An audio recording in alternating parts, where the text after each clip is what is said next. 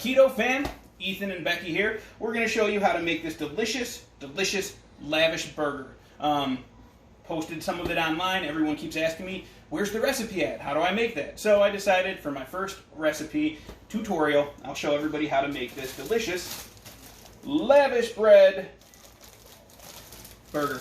So I have that, 4 Whopper patties with cheese, okay? Because that's delicious, and some butter that I already measured out on my scale because measurement's key. I have all the nutritional data for this, I have the data for this, and I want to make sure my butter is the right amount exactly because that's how I do.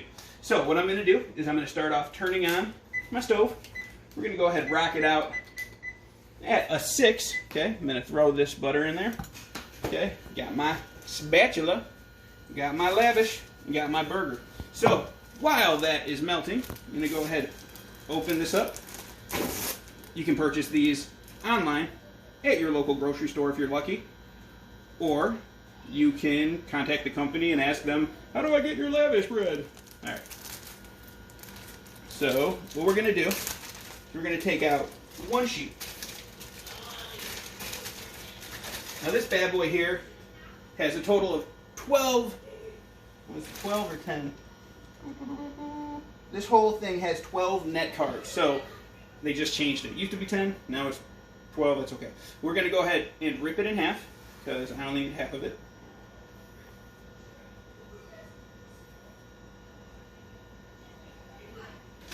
I'm going to take my half of Lavash, got my butter going there, make sure it's all spread around, almost all melted, and then we're going to start frying up our Lavash, put on our burger patty, and that's about it.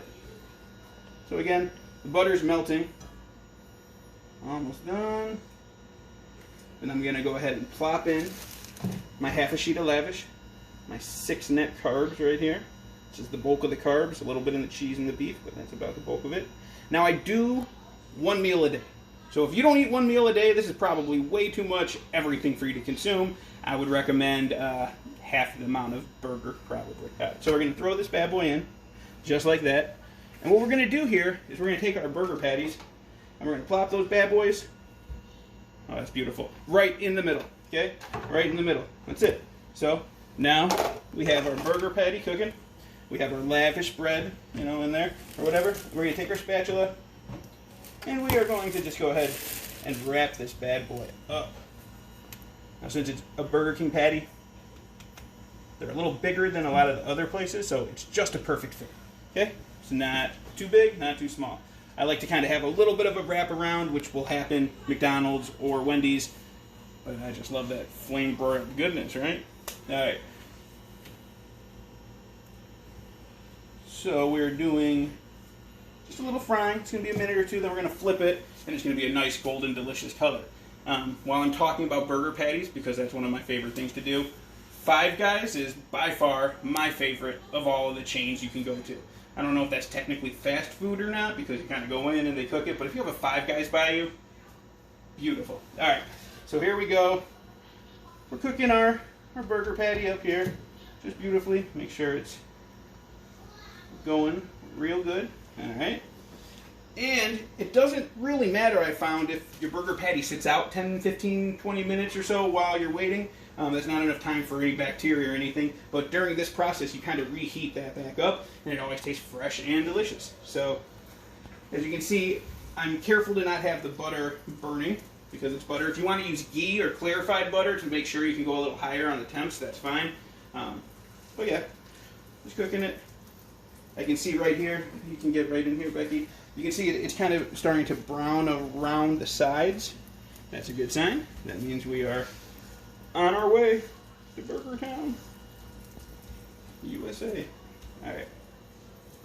So we're going to give it about another 30 seconds. We're going to give it a flip. And since it's my first tutorial, it'll probably set on fire, be pitch black, and my alarm will go off, and fire truck will come, and it's going to be just calamity. But I have faith, because I eat these every day, that I am doing it right. Sometimes upon that first flip, you notice it needs to be a little more brown. It's okay. Reflip it and let it finish. Okay. So I'm going to go ahead. We're going to try that first initial flip. See what we're looking like.